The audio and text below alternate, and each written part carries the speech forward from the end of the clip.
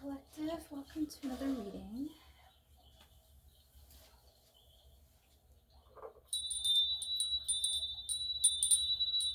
Just clear the energy. All right. So we start with, when I cultivate a spiritual connection, I can trust the universe no matter what. That was clarified by You Are Sacred Tulsi, Fortitude Lady's Mantle, and Distill Yourself Time. So your message today, collective, is that cultivating your spiritual connection is very important at this time. The universe is reminding you you're sacred, to be strong, and to distill yourself or do some shadow work, healing, let go of what doesn't serve you anymore. Really get down to the essence of who your authentic soul is and connect to spirit, to nature, to God from that authentic place. The next message is, I don't have to fear my fear. I can use it as a way to get closer to love. It's clarified by Release Rigidity, Valerian, Forbidden Fruit, Apple, and Finding Grace, Starflower. So whatever you've been fearing or in the past you were fearing, collective, you don't have to continue to be afraid of it. You can release the rigidity, I'm getting like the mental constrictions around it. So maybe, like, let's say you had a fear of flying. The universe is telling you you don't always have to see your fear of flying or experience your fear of flying as a fear. You could use it as a way to get closer to love, perhaps even self-love. So maybe you need to accept that flying makes you feel afraid, that you have fear and anxiety around things that you can't control, such as physical movement in a vehicle such as a plane. Maybe you're afraid to leave the earth. Maybe you're afraid to let someone else drive. Once you look into what really your fear is trying to tell you about yourself, you can release your rigidity around that fear.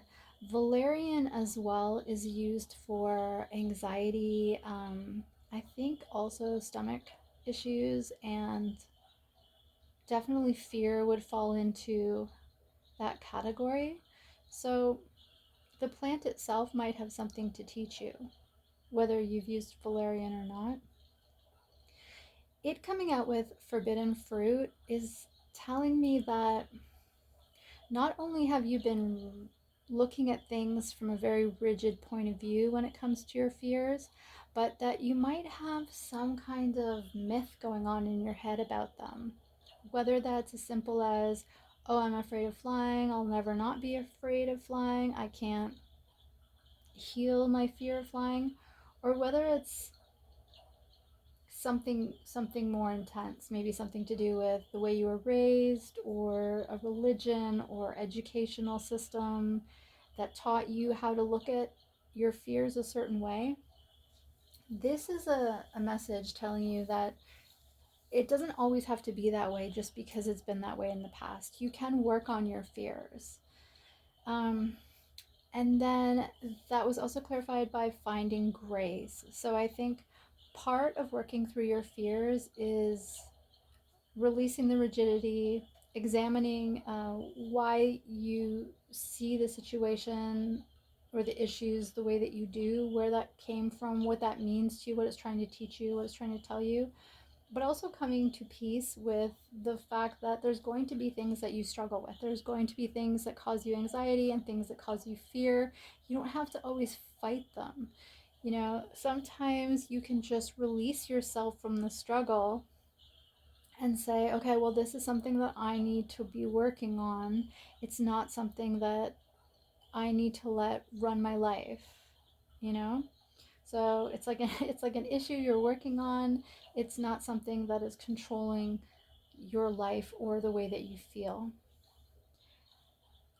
So the original message, when I cultivate a spiritual connection, I can trust the universe no matter what. You got the Earth Angel card. I am a guardian of Mother Earth and protect all who live on her. Kind of forgot to read that card to you. Sorry, collective. For I don't have to fear my fear. I can use it as a way to get closer to love. You got the movement meditation card. I celebrate and honor my physical body through dance and movement. So, collective, sometimes trauma can store itself in the physical body, and movement meditation and somatic therapy are ways to release that stored trauma. It can also be stored anxiety, stored tension, stored fear. That's why sometimes you'll see people like doing a yoga class and then they just start crying or whatever. And you're thinking, like, wow, they must have been thinking some really sad thoughts. Maybe they weren't thinking anything at all. Maybe they just accessed the part of their fascia that had PTSD stored in it, or that had grief stored in it. Sometimes, too, when we store difficult emotions in the body or the mind, actually, or even, I guess, the soul, but the soul's pretty tough. Mostly it's the body and the mind. Sometimes when we store that stuff, we build tension around it to protect it from getting triggered again. So this might have something to do with that, collective. Only you know your story. But regardless, the advice is movement meditation. So you can release some of that and heal some of that through movement. Like I said, it says dance and movement, but also somatic therapy. So that might be something you might want to look into. And then the last message is, as soon as I choose to see the light in the dark corners, I redirect my power toward what I want. This card is so powerful because there I'm sure it can apply to anyone in any situation, but especially when there's a lot of darkness around, or you're dealing with a lot of problems that you have not created, other people have created for you, um, it can be really difficult to see the light in the dark corners.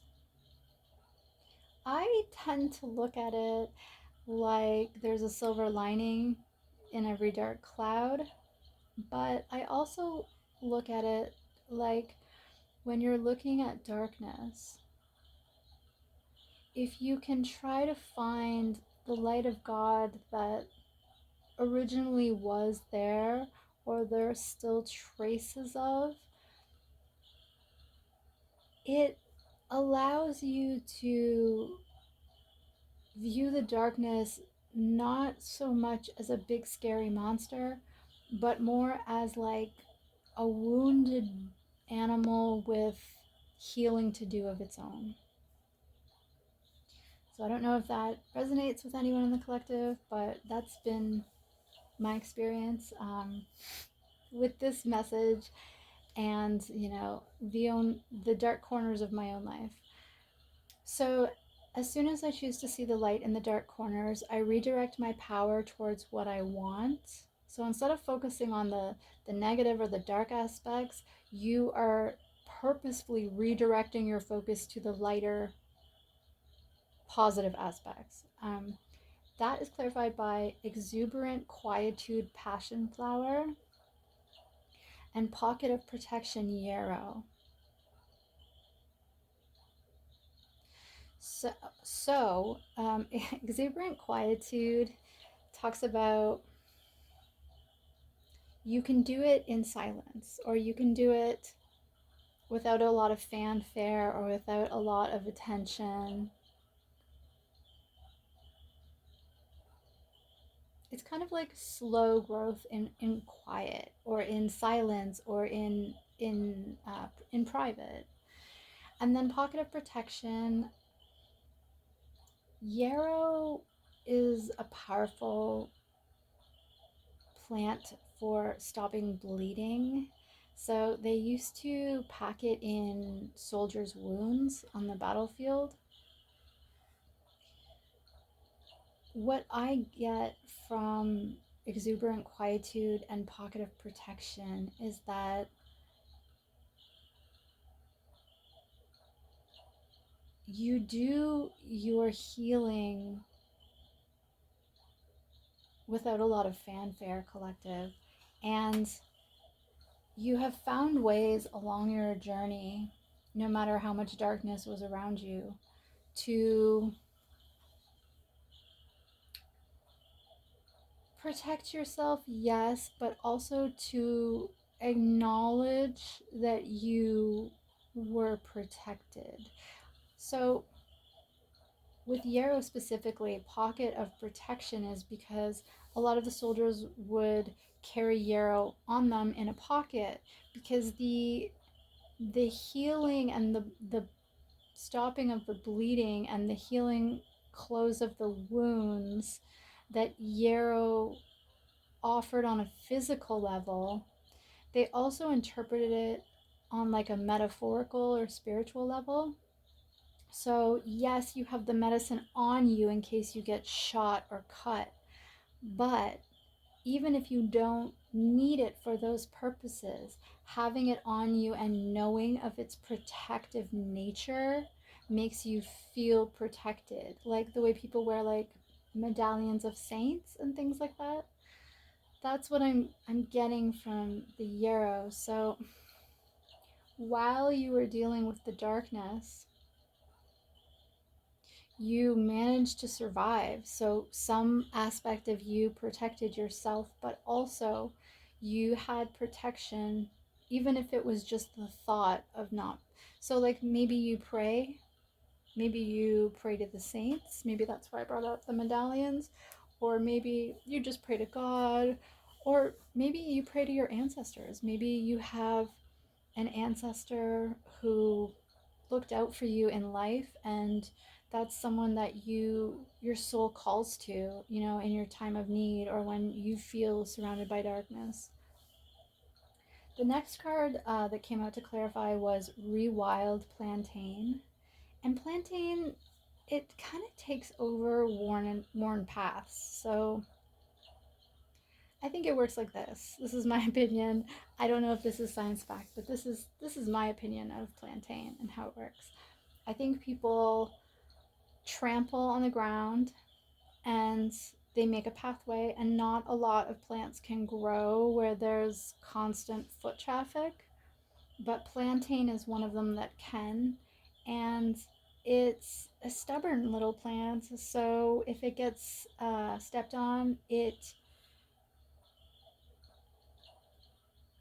comes back like twice as strong. I don't know if that's actually fact. That's just my opinion about plantain based on where it grows and how it appears to be spreading. But rewild indicates that you may have been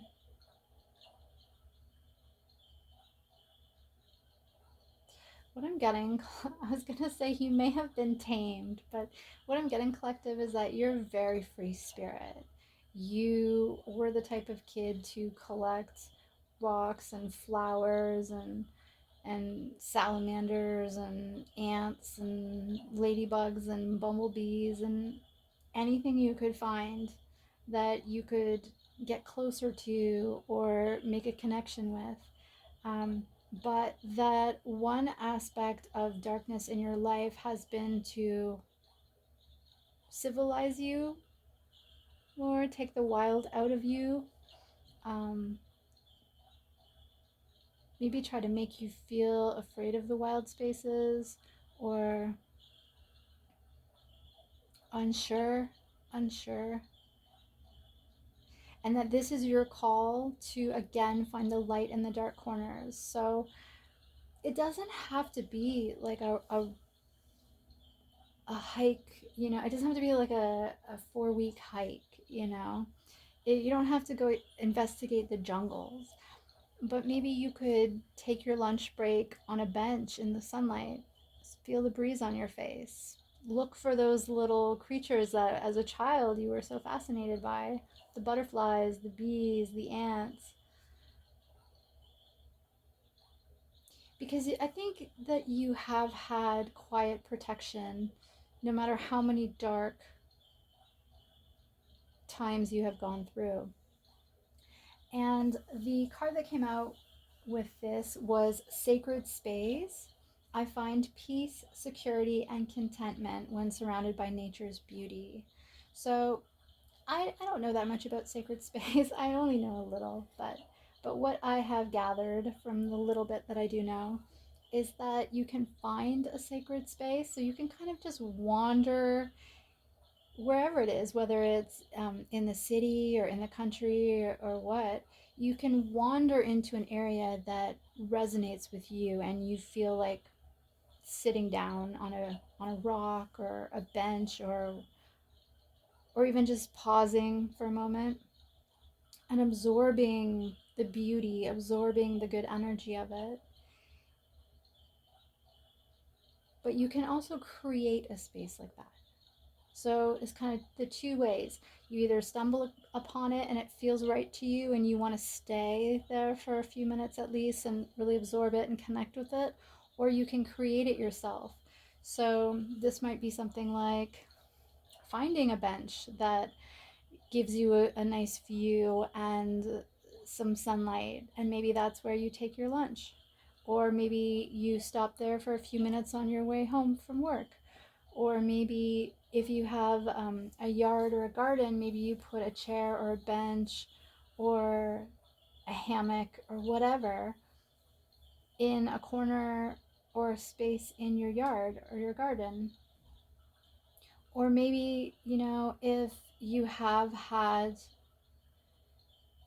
hang-ups around exploring wild spaces, nature, traveling, maybe this is inviting you to look for simple ways that you can find the light in the dark corners when it comes to your connection to nature. So maybe you do an afternoon road trip instead of one that takes a week. Maybe you bring a couple of your close friends and you go and see a waterfall, or you camp somewhere for an overnight. Or it could even be as simple as looking around the town or the city where you live for parks and shorelines and places where you're 5 minutes from the city, but it feels like a whole different place, and you can just immerse yourself and just sort of recharge in nature. That's what I'm getting. All right, I'm gonna get you an angel number.